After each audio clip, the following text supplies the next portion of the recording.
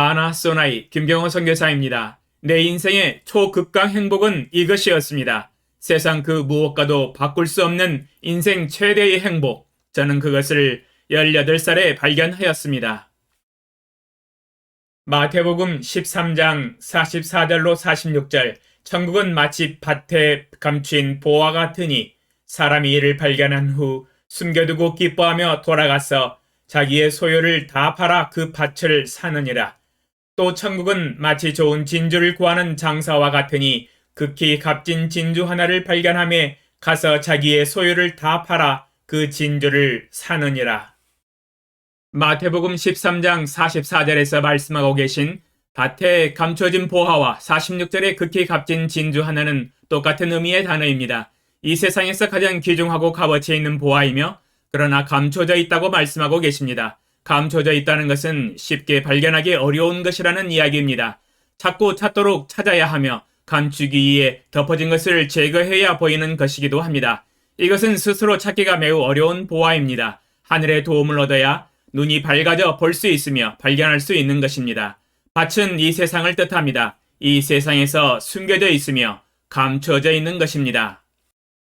저는 18살 때 이 밭에 감춰져 있는 보화를 발견하였습니다. 극히 값진 진주 하나를 찾았습니다. 하늘에 계신 창조주 신의 도움으로 눈이 밝아져 찾을 수 있었습니다. 후반절에 사람이 이를 발견한 후 숨겨두고 기뻐하며 돌아가서 자기의 소유를 다 팔아 그 진주를 샀다고 기록하고 있습니다. 자기가 가지고 있는 모든 소유를 다 팔아서 그 진주를 살 값어치가 있는 것입니다. 왜냐하면 가장 귀중한 값어치의 진주와 보화이기 때문입니다. 제 인생의 청소년기 때 비로소 발견했습니다. 제 인생의 모든 재산과 생명과 바꿀 수 있는 보화와 진주입니다. 그 진주와 보화는 바로 창조주 신 하나님 여호와이십니다. 저는 18살 때 신을 만났습니다. 신의 음성을 들었습니다. 신의 감정도 느꼈습니다. 신의 메시지도 생생하게 들을 수 있었습니다. 이것은 나와 창조주 하나님과의 극적인 만남이었습니다. 20세기 대한민국의 백성들의 눈시울을 뜨겁게 했었고 가슴을 울리며 눈물을 펑펑 쏟게 하였던 극적인 사건이 하나 있었습니다.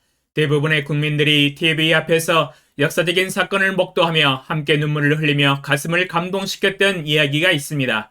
그것은 바로 이산가족 상봉 장면이었습니다. 6.25 남북전쟁 이후 33년 만에 이루어졌던 전쟁으로 인하여 부모와 헤어진 아들과 딸들, 형제 자매 남매들이 33년 만에 찾아서 만나는 장면들이 눈물 없이는 볼 수 없었던 장면들이었습니다. 사랑하는 부모와 자식, 형제 자매들이 33년간 보고 싶어도 볼 수 없고 만나고 싶어도 만날 수 없었던 안타까운 소식들이었지요.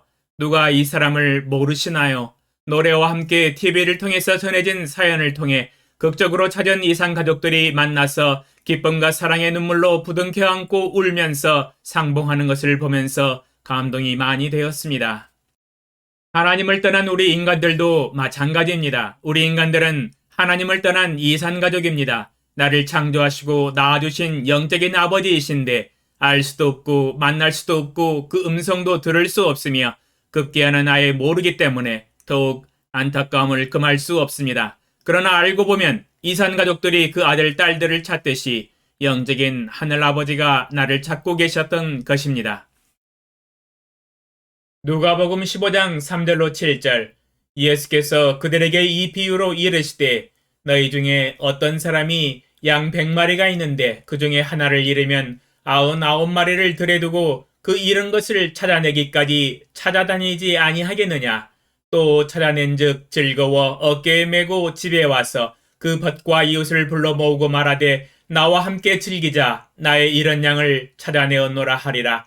내가 너희에게 이르노니 이와 같이 죄인 한 사람이 회개하면 하늘에서는 회개할 것 없는 의인 99으로 말미암아 기뻐하는 것보다 더하리라. 누가복음 15장 3절로 7절에는 창조주 신 여호와 하나님 아버지께서 나의 잃어버린 양을 찾아내기까지 찾아다니셨다고 기록하고 있습니다. 찾았을 때에 즐거워 어깨에 메고 집에 와서 그 벗과 이웃을 불러 모으고 함께 잔치를 벌리며 즐거워했다고 기록하고 있습니다. 18살 때에 저는 하나님 아버지께로부터 찾음을 받았습니다. 하나님 아버지께서 저를 지명하여 불러주시고 제가 병중에서 하나님께 살려달라고 기도하였을 때에 하나님께로부터 찾음받았습니다. 이 잃어버린 어린 양, 하나님을 모르고 방황하며 헤매던 인생의 길에서 하나님을 찾았습니다. 하나님은 저를 찾으시고 하나님의 어깨에 매여서 하늘 아버지 집으로 인도해 주셨습니다. 나의 인생에서 이 세상에서 가장 귀중한 보배, 그것은 나를 창조하신 창조주신 여호와 하나님 아버지를 만난 것입니다. 저의 모든 마음과 모든 인생을 바쳐서 하나님을 믿었습니다. 창조주신 여호와 아버지 하나님을 나의 마음 보좌 중심에 모셨습니다. 이것보다 더 귀중한 것이 또 어디 있습니까? 초극강 행복 아닙니까? 히브리서 6장 19절. 우리가 이 소망을 가지고 있는 것은 영혼의 닷 같아서 튼튼하고 견고하여 휘장 안에 들어가나니. 히브리서 6장 19절에 우리가 이 소망을 가지고 있는 것은 영혼의 닷 같다고 말씀하고 계십니다. 우리 영혼의 닷이 하나님의 항구에 내릴 때 우리 인생의 방황은 끝이 납니다. 더 이상 세상의 풍조와 제약의 파도에 떠다니며 표류하지 않아도 됩니다. 드디어 우리의 영혼의 닻을 하나님의 품에 내려놓았기 때문입니다. 성경을 두 번째 이독을 하면서 십자가 위에서 양손 양발에 못 박혀 피 흘리면서 죽기까지 사랑하신 그 아버지의 사랑에 저의 눈물을 주룩주룩 흘리면서 아버지의 가슴에 파묻고 안겼습니다. 나를 사랑하신 아버지, 제 인생에서 극적으로 만난 하나님 아버지, 그 하나님의 사랑은 정말 따뜻했습니다. 저의 가슴을 울렸습니다. 누가복음 15장 18절로 24절. 내가 일어나 아버지께 가서 이르기를 아버지, 내가 하늘과 아버지께 죄를 지었사오니 지금부터는 아버지의 아들이라 일컬음을 감당하지 못하겠나이다. 나를 품권에 하나로 보소서 하리라 하고 이에 일어나서 아버지께로 돌아가니라. 아직도 거리가 먼데 아버지가 그를 보고 측은히 여겨 달려가 목을 안고 입을 맞추니 아들이 이르되 아버지, 내가 하늘과 아버지께 죄를 지었사오니 지금부터는 아버지의 아들이라 일컬음을 감당하지 못하겠나이다 하나 아버지는 종들에게 이르되 제일 좋은 옷을 내어다가 입히고 손에 가락지를 끼우고 발에 신을 신기라. 그리고 살찐 송아지를 끌어다가 잡으라. 우리가 먹고 즐기자. 이 내 아들은 죽었다가 다시 살아났으며 내가 잃었다가 다시 얻었노라 하니 그들이 즐거워하더라. 누가복음 15장 20절에 아직도 거리가 먼데 아버지가 그를 보고 측은히 여겨 달려가 목을 안고 입을 맞추니 기록하고 있습니다. 오늘 놀려나 내일 놀려나 먼 산을 보시며 아들이 집으로 돌아오기를 기다리셨던 하늘의 아버지, 그 아버지가 집으로 돌아온 아들을 끌어안고 입을 맞추며 됐다 하시면서 이 내 아들은 죽었다가 다시 살아났으며 내가 잃었다가 다시 얻었노라 고백하십니다. 하늘 아버지의 이 고백은 아들을 만난 아버지의 음성이요 사랑입니다. 저는 하늘 아버지를 만나 그 가슴에 안겼을 때에 인생의 깊은 안도의 한숨을 길게 내쉬었습니다. 이제 됐구나. 이제 찾았구나. 이제 제자리에 돌아왔구나. 나의 생명과 영혼의 뿌리를 찾았구나. 나를 사랑하시고 나를 만드신 그분께 돌아온 것입니다. 그분이 나의 아버지, 나의 하나님, 나의 주이십니다. 저의 인생의 행복은 이것입니다. 죽었다가 다시 살아난 인생이며 잃어버린 바 되었다가 다시 찾은 바 된 인생입니다. 그 아버지의 음성, 신의 음성은 제 귀에 생생합니다. 이 음성은 귀로 들리는 소리가 아닙니다. 성경을 통해서 들려주시는 하나님 아버지의 음성입니다. 이 음성은 성경 말씀, 하나님의 말씀을 가리킵니다. 누가복음 13장 34절. 예루살렘아 예루살렘아 선지자들을 죽이고 내게 파송된 자들을 돌로 치는 자여, 암탉이 제 새끼를 날개 아래 모음같이 내가 너희의 자녀를 모으려 한 일이 몇 번이냐. 그러나 너희가 원하지 아니하였도다. 누가복음 13장 34절에서 하나님은 암탉의 비유로 말씀을 하고 계십니다. 암탉이 제 새끼를 날개 아래 모음같이 내가 너희의 자녀를 모으려 한 일이 몇 번이냐. 이 말씀을 통해서 아버지 하나님의 몸짓과 손짓과 하나님의 형상으로 창조한 자신의 아들, 딸들을 예탁에 찾는 사랑의 음성을 들을 수 있었습니다. 내 날개 아래에 들어오라. 아버지에게 돌아오라. 저는 성경을 읽을 때 제 마음속에 하나님의 음성으로 이렇게 말씀하시는 것처럼 들립니다. 저는 지금까지 음성으로 들리는 하나님 아버지의 음성을 한 번도 들어본 적은 없습니다. 그러나 성경을 읽을 때 하나님의 음성이 들립니다. 구구절절 흘러나오는 하나님의 음성과 뜻과 명령입니다. 생생합니다. 이렇게 잘 들리기 때문에 구태여 음성으로 들려줄 필요성은 없는 것 같습니다. 만약 그러한 필요성이 있을 때에는 초자연적인 능력으로 들려주시겠지요. 구약 발람 선지자의 나귀도 눈과 입을 여셔서 보게 하시고 말하게 하셨는데 하물며 저의 귀를 여시면 들리지 않겠습니까? 성경을 읽으면 하나님의 음성이 구구절절 들립니다. 요한복음 19장 30절 예수께서 신포도주를 받으신 후에 이르시되 다 이루었다 하시고 머리를 숙이니 영혼이 떠나가시니라. 요한복음 19장 30절에 다 이루었다 말씀하시고 영혼이 떠나가셨습니다. 모든 인류를 향한 하나님의 사랑, 마지막 피 한 방울까지 흘리시면서 나를 향하신, 우리를 향하신 하나님의 사랑을 다 이루셨습니다. 저는 개인적으로 나는 너를 향한 진정한 사랑을 이 피로 다 보여주었고 사랑을 완성하였다라고 말씀하신 것 같습니다. 성경을 읽으면서 하나님의 마음을 깨닫고 하나님의 사랑과 감정이 전달되고 느껴지며 날마다 들려오는 하나님의 음성에 너무너무 행복했습니다. 성경을 읽을 때 너라는 단어를 자신의 이름으로 대체하여 읽으면 더욱 생생하게 하나님의 음성이 들립니다. 이사야 43장 1절로 7절 경호야, 경호를 창조하신 여호와께서 지금 말씀하시느니라. 경호야, 경호를 지으신 이가 말씀하시느니라.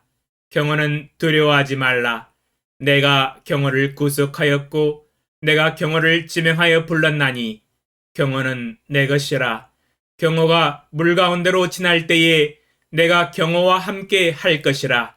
강을 건널 때에 물이 경호를 침몰하지 못할 것이며 경호가 불 가운데로 지날 때에 타지도 아니할 것이요 불꽃이 경호를 사르지도 못하리니 대전하는 여호와 경호의 하나님이요 경호의 거룩한 이요 경호의 구원자임이라. 내가 예굽을 경호의 성량물로 구스와 스바를 경호를 대신하여 주었노라. 경호가 내 눈에 보배롭고 존귀하며 내가 경호를 사랑하였은즉 내가 경호 대신 사람들을 내어주며 백성들의 경호 생명을 대신하리니 두려워하지 말라. 내가 경호와 함께하여 경호 자손을 동쪽에서부터 오게 하며 서쪽에서부터 경호를 모을 것이며 내가 북쪽에게 이르기를 내놓으라. 남쪽에게 이르기를 가두어 두지 말라. 내 아들들을 먼 곳에서 이끌며 내 딸들을 땅끝에서 오게 하며 내 이름으로 불려지는 모든 자, 곧 내가 내 영광을 위하여 창조한 자를 오게 하라. 경호를 내가 지었고 경호를 내가 만들었느니라. 이사야 43장 1절로 7절을 너 대신 자신의 이름을 넣어서 읽으면 구구절절 하나님의 음성과 뜻과 감정과 사랑을 느낄 수 있습니다. 이러니 성경을 안 읽을 수가 있겠습니까? 성경을 읽을 때 하나님의 음성이 들리니 너무너무 행복했으며 지금도 초극강 행복입니다. 하나님을 만나고 성경을 읽으면서 하나님의 음성을 듣고 하나님의 사랑을 깨달았습니다. 이것은 성경을 통하여 하나님의 음성을 듣는 방법입니다. 1990년 1월 내비게이터 선교회를 통해서 제자 훈련이 시작되었습니다. 제일 먼저 배웠던 것은 경건의 시간의 훈련이었습니다. 그 이전에는 경건의 시간을 몰랐습니다. 일방적으로 성경을 하루 종일 읽거나 일방적으로 하나님께 부르짖어 3시간 동안 기도를 하였습니다. 다시 말한다면 기도 따로 성경 따로 읽었습니다. 따로 국밥이지요. 따로 분리된 영적인 활동이었습니다. 그럼에도 불구하고 하나님은 역사하여 주시고 깨닫게 하여 주셨지만 경건의 시간에 이론을 듣고 깜짝 놀랐습니다. 아, 이거였구나. 무릎을 탁 쳤습니다. 그것은 바로 하나님은 성경을 통해서 나에게 말씀하시고 나는 그 깨달은 말씀을 가지고 나의 생각과 묵상을 통하여 기도로 하나님께 대답을 하는 것이었습니다. 도표로 설명을 드리겠습니다. 하나님은 성경을 통해서 말씀하시면 나는 기도로 하나님께 대답을 하는 회전 시스템입니다. 이것이 하나님과의 교제입니다. 이것이 하나님과의 대화입니다. 일명 경건의 시간이라고 합니다. Quiet Time, QT라고도 하지요. 우리는 경건의 시간을 통하여 하나님과 대화를 하며 교제를 할 수가 있는 것입니다. 저는 하나님과 교제하는 방법을 예수님을 믿은 지 10년 후에 1990년 1월 제자 훈련을 통해서 배워 알았습니다. 평일에는 새벽 5시에 예외 없이 일어나서 도서관에 올라가서 경건의 시간을 가졌습니다. 경건의 시간을 통하여 갖는 하나님과의 교제는 제 인생 초극강 행복이었습니다. 날마다 하나님을 만나서 대화를 나누며 교제를 하는 이 시간이 정말 행복했습니다. 원래 이것이 하나님이 인간을 창조하신 목적이었으며 우리를 예수 그리스도를 통해서 부르신 목적이었습니다. 그것은 하나님과의 교제 회복입니다. 하나님과의 교제를 죽어서 천국 간 다음에 하려고 기다릴 필요가 없습니다. 지금 이 시간 우리는 하나님과 대화를 나누며 교제를 할 수 있는 것입니다. 예수 그리스도의 피를 통하여 하나님과의 관계가 회복되었기 때문입니다. 우리는 이미 하나님과 아들, 딸과 같은 관계가 되었습니다. 고린도전서 1장 9절 너희를 불러 그의 아들 예수 그리스도 우리 주와 더불어 교제하게 하시는 하나님은 미쁘시도다. 고린도전서 1장 9절에 하나님께서 그리스도 안에서 우리를 부르시고 거듭나게 하신 목적은 하나님과 더불어 교제를 하기 위한 목적이라고 분명히 말씀하고 계십니다. 날마다 하나님을 만나고 교제하고 대화를 나눌 수 있는데 이것을 안 할 이유가 없지요. 이 땅에 살면서 하나님과 동행하며 하나님을 만나서 대화를 할 수 있는데 당연히 이 놀라운 축복을 누려야지요. 초극강 행복의 지름길입니다. 일방적인 전화통화를 예화로 들어보겠습니다. 40년 전 이야기지요.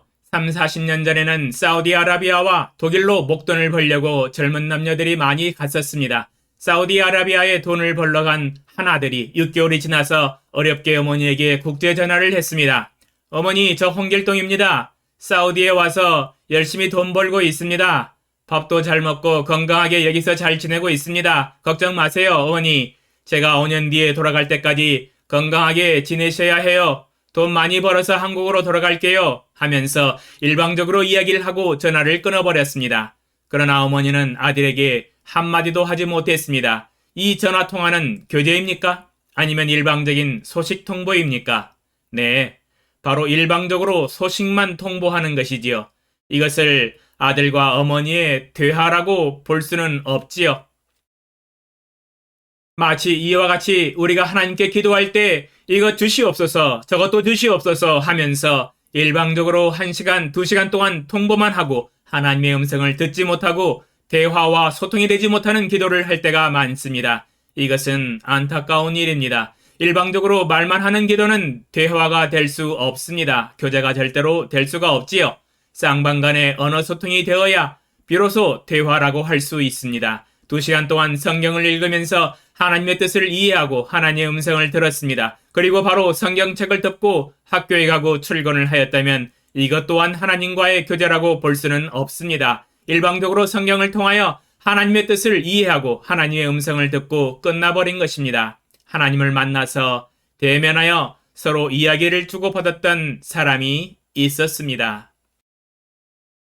출애굽기 33장 11절 사람이 자기의 친구와 이야기함같이 여호와께서는 모세와 대면하여 말씀하시며 모세는 진으로 돌아오나 눈의 아들 젊은 수종자 여호수아는 회막을 떠나지 아니하니라. 출애굽기 33장 11절은 여호와 하나님이 모세와 대면하여 말씀하실 때 마치 사람이 자기의 친구와 이야기함같이 교제를 하였다고 기록하고 있습니다. 예수님을 주님으로 마음의 보좌에 모신 그리스도인들은 모세처럼 여호와 하나님과 대면하여 말씀하신과 같이 쌍방간의 의사소통을 통하여 대화를 가질 수 있습니다. 어떻게요? 이미 말씀드린 경건의 시간의 방법을 통해서 가능합니다. 어제 가진 경건의 시간의 내용과 축복을 함께 나누겠습니다. 요한복음 21장 15절로 17절을 읽겠습니다. 요한복음 21장 15절로 17절 그들이 조반 먹은 후에 예수께서 시몬 베드로에게 이르시되 요한의 아들 시몬아 내가 이 사람들보다 나를 더 사랑하느냐 하시니 이르되 주님 그러하나이다. 내가 주님을 사랑하는 줄 주님께서 아시나이다. 이르시되 내 어린 양을 먹이라 하시고 또 두 번째 이르시되 요한의 아들 시몬아 내가 나를 사랑하느냐 하시니 이르되 주님 그러하나이다. 내가 주님을 사랑하는 줄 주님께서 아시나이다. 이르시되 내 양을 치라 하시고 세 번째 이르시되 요한의 아들 시몬아 내가 나를 사랑하느냐 하시니 주께서 세 번째 내가 나를 사랑하느냐 하심으로 베드로가 근심하여 이르되 주님 모든 것을 아시오매 내가 주님을 사랑하는 줄을 주님께서 아시나이다. 예수께서 이르시되 내 양을 먹이라. 제목 주님 저의 마음을 다하여 힘을 다하여 목숨을 다하여 지혜를 다하여 주님을 사랑합니다. 묵상 내용 주님 십자가에서 피 흘려 죽으신 후 3일 만에 부활하시고 12 제자들에게 나타나셔서 함께 조반을 드시고 요한의 아들 시몬에게 물으셨습니다. 내가 나를 사랑하느냐? 그것도 3번이나 물으셨습니다. 예수님은 시몬 베드로에게 사랑을 확인하셨습니다. 실제로 예수님이 잡히시던 그날 밤 닭이 울기 전에 3번이나 부인했기 때문에 3번을 확인하시면서 질문하셨습니다. 베드로는 예수님 앞에서 주를 위하여 내 목숨을 버리겠나이다.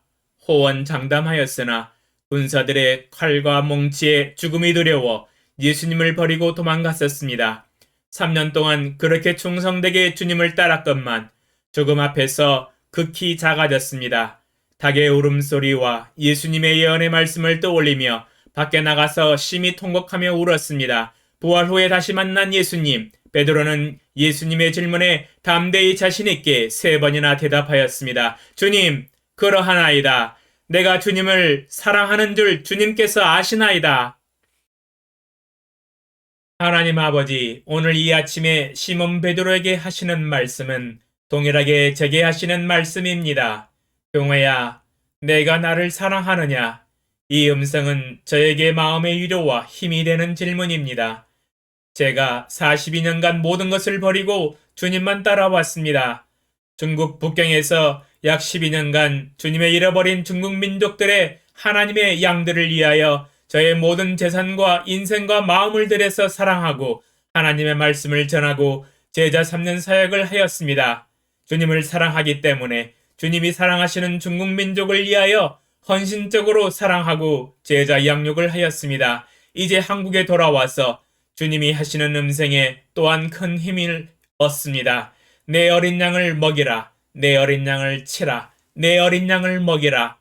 제가 올해 한국 나이로 58세인데 제가 만약 하나님의 은혜로 강건하면 80세까지 산다고 가정해 볼 수 있습니다.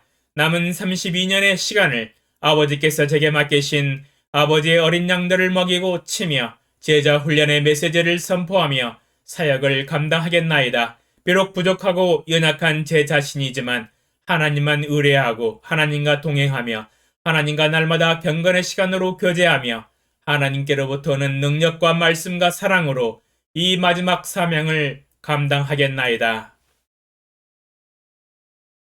아버지의 마음속에 가지고 계신 뜻과 말씀과 감정을 이 세상 모든 민족과 하나님의 친 백성들에게 대언할 수 있도록 인도하여 주시기 위해서 기도합니다. 아버지여, 이 부족한 아들을 지명하여 불러주시고 제자 삼는 사역을 배우게 하시고 제 자신이 친히 제자 훈련에 헌신하고 주님을 따르며 한국 민족과 중국 민족에게 제자 훈련을 시킬 수 있는 은혜를 주신 하나님께 감사를 드립니다. 이 마지막 때에 주님 앞에서 주님의 주재권을 따라 순종하며 주님의 지상 사명을 따라 제자 삼는 사역을 해나가는 사람 낚는 어부들을 일으켜 주시옵소서. 이 부족한 입술을 사용하여 주사 하나님의 말씀을 선포하게 하시니 감사합니다. 항상 저의 기도에 응답하여 주시니 감사합니다. 오늘도 하나님의 세미한 음성을 듣게 하시고 순종하게 하시고 하나님의 어린 양들에게 대언하게 하소서. 예수님의 이름으로 기도합니다. 아멘. 2021년 11월 18일 목요일. 어떻습니까? 성경 말씀을 읽으면서 하나님의 음성을 듣고 자신이 깨달은 마음으로 하나님께 대답을 하며 소통을 해나가는 교제가 바로 경건의 시간입니다. 우리는 날마다 경건의 시간을 통하여 하나님을 만나고 하나님과 소통하며 대화와 교제를 통하여 인생을 행복하게 살아갈 수 있으며 믿음으로 살아가며 하나님이 주시는 사명을 능력 있게 감당할 수 있습니다. 주님은 날마다 우리가 하나님의 은혜의 보좌 앞에 나오기를 기다리고 계십니다.